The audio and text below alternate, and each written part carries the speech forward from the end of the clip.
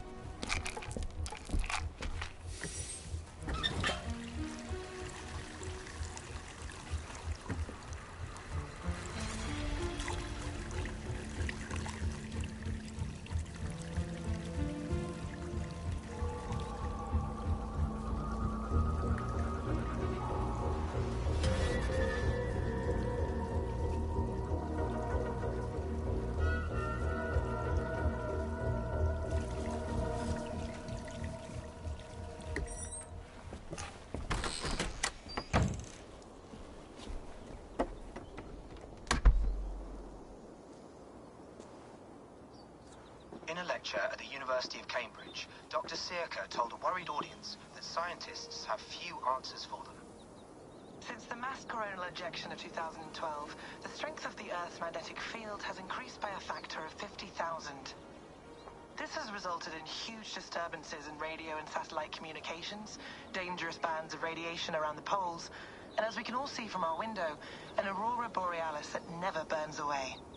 Unfortunately, we are stumped as to why this is happening, and if we cannot find an answer soon, it may change the way we live, the way we communicate, even the way we evolve, forever. Dr. Sirka went on to say, Bought you more electrolytes? Oh, new and improved citrus flavor. Thanks, Sean.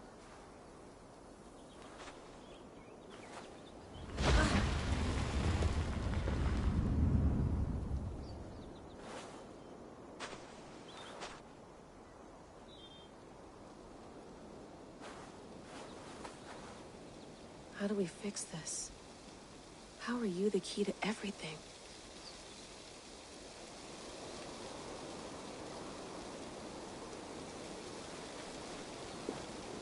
You're a long way from home, Eivor.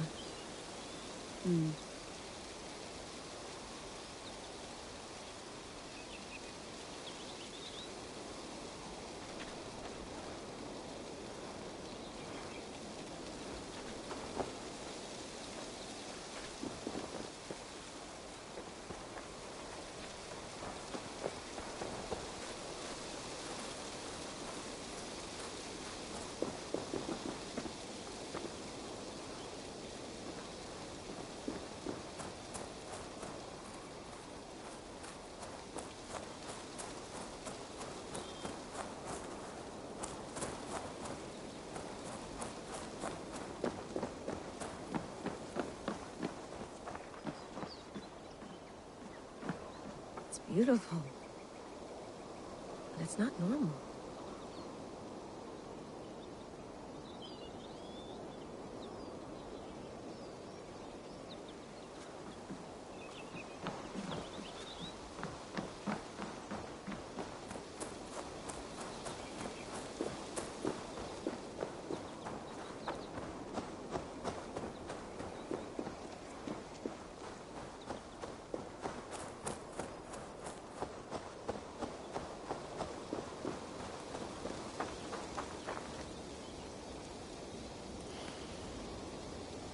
should do this more often.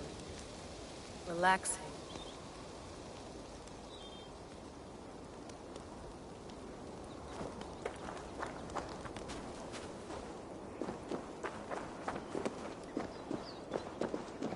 I'm not going anywhere.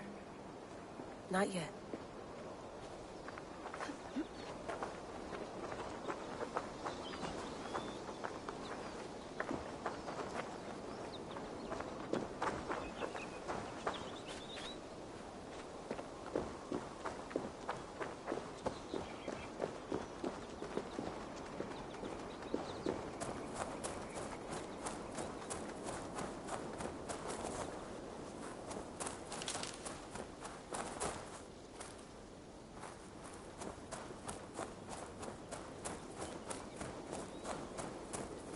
Probably bought this in a coffee shop somewhere in Concord.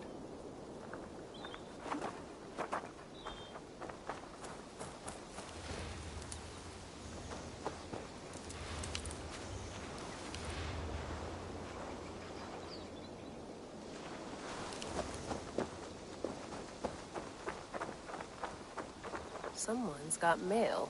An invitation to a fair in Concord. Bring your best crop and you may win a prize. Tempting.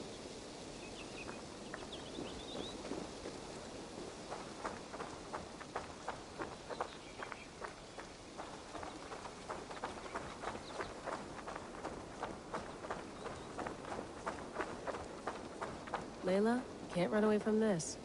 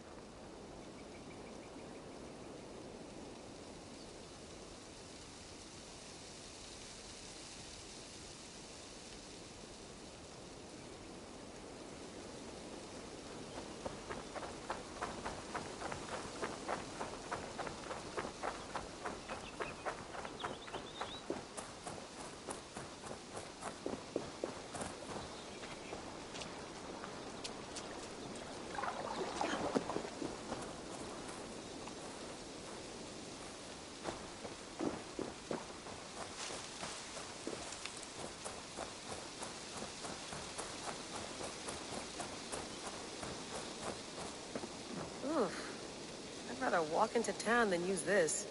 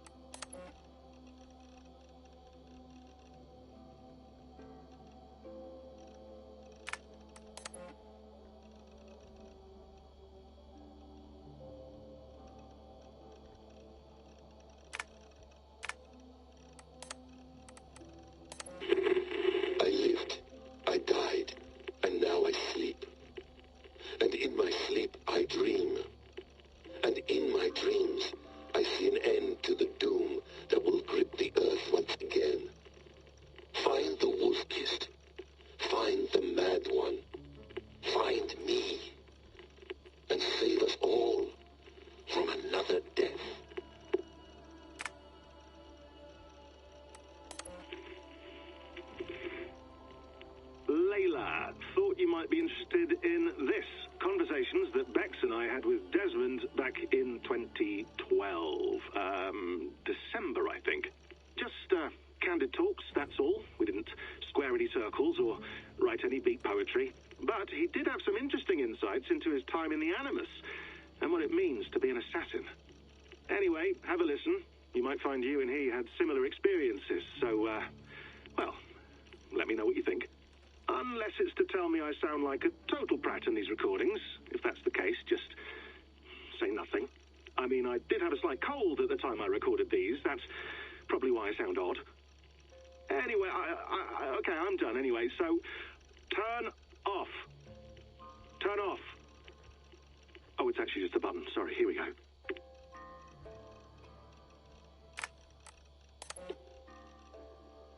No, come on, Sean. Turn that thing off. Oh, hold on. I like what you said there. I want to get this for posterity. Say it again, nice and loud. Seriously? Sure, come on. If nothing else, it'll give me leverage with your old man. Ah, that's your angle. Nice. What I said was, I wish I hadn't been born into the Assassins.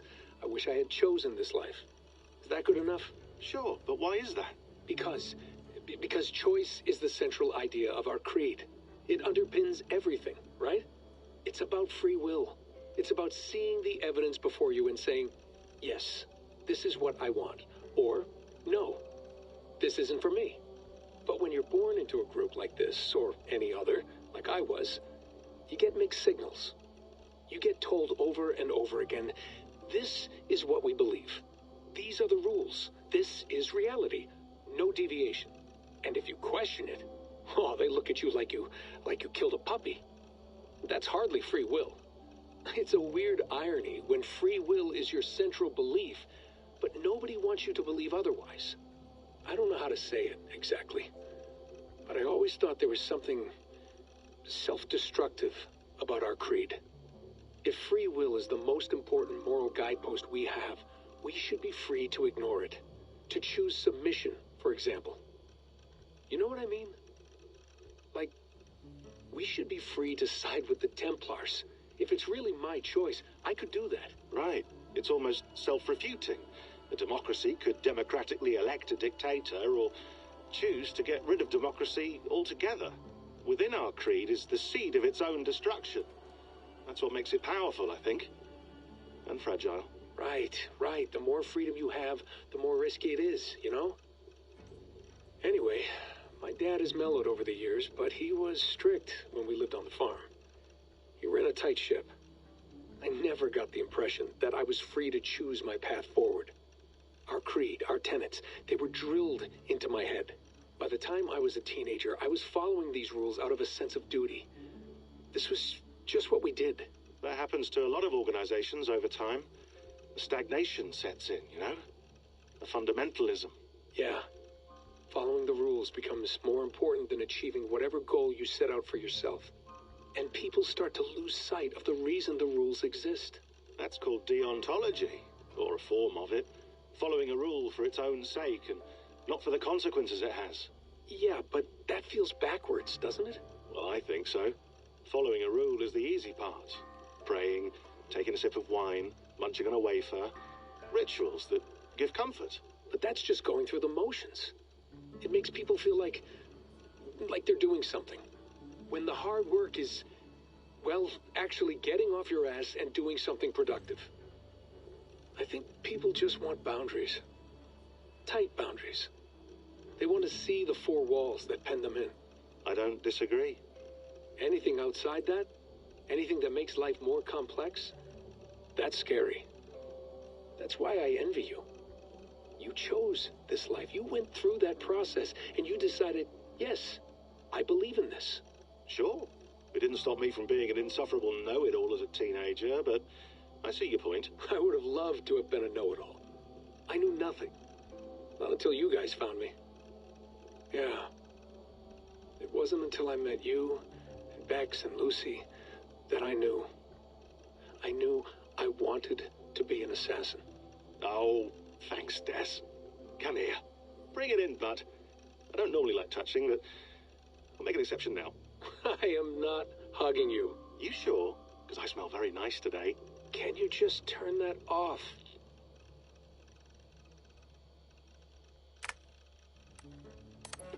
Hold on, I'll just set this here. Do you guys record everything we talk about? Not everything, but you've been using the Animus so much, I thought this was a good chance to learn some things about prolonged exposure. So I'm your guinea pig?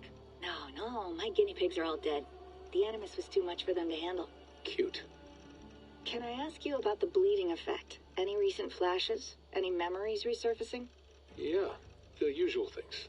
Ghost images of Altair and Ezio a few times a day. Nothing intrusive, just brief moments. They pass quickly, almost without me noticing.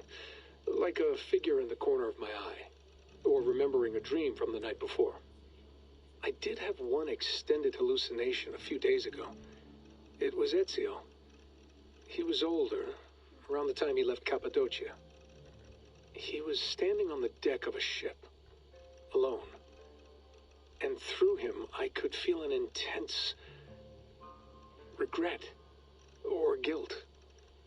And it felt to me like he'd had a loss of faith in himself, in the creed, like he couldn't keep it up, couldn't stay true to his ideals. And as I watched him, I thought, is this the moment he decided he was done being an assassin? It felt like it. Anyway, most of my visions have been brief, lasting just a few seconds. They're like complete memories of small moments that appear suddenly out of nowhere, fully formed. It's a strange feeling. Okay, anything else? I'm starting to see Connor now, too. Though I hear his voice more often than I see him. I'm sure that will change. Oh, yeah, and yesterday, just before bed, I had a memory of being on a beach in the Caribbean with a bunch of sailors. Or maybe they were pirates. I don't know. No idea. Huh. We'll look into that. And how do you feel in general? In general? Well, I feel older, for one. Much older. And it's strangely comforting. I'm collecting the memories and skills and thoughts of so many people. I feel like I've lived a few hundred years or more. Is it possible that if I do this for too long, it'll push my own memories aside? That I'll be everyone but myself after a while?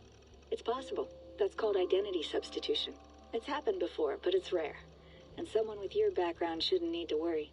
My background? You mean someone with my genes? My abilities? You have Isu DNA, and that lets you see things and do things and withstand traumas that other people can't. And I can suffer in ways that others can't. That's not something to be proud of. You mean the apple? Yeah. It has a pull, Bex. It tugs at my brain. It talks to me. Teases me. Drives me mad. And what I did to Lucy... God damn it. Nothing is worth the damage I did. The pain I caused. I know. But you're special. That's the point. I'm not special, Bex. I'm lucky. That's all. I understand. We're assassins. It's our creed that makes us different, not our genes, not our blood. Anyone can join us. That's true. But let's leave that aside for a second. What I want to know is, have you ever had any Isu memories resurface? Isu memories? I don't think so. I can't even begin to imagine what that would feel like. I think you'd know if you did. Maybe one day. We might be able to induce something. Jesus, let's fix the world first, okay? Before we start digging up my ancient ancestors. Deal. With my luck, I'll be related to some third-rate Isu like Sisyphus or something. Way to aim high, buddy. Hey, you gotta.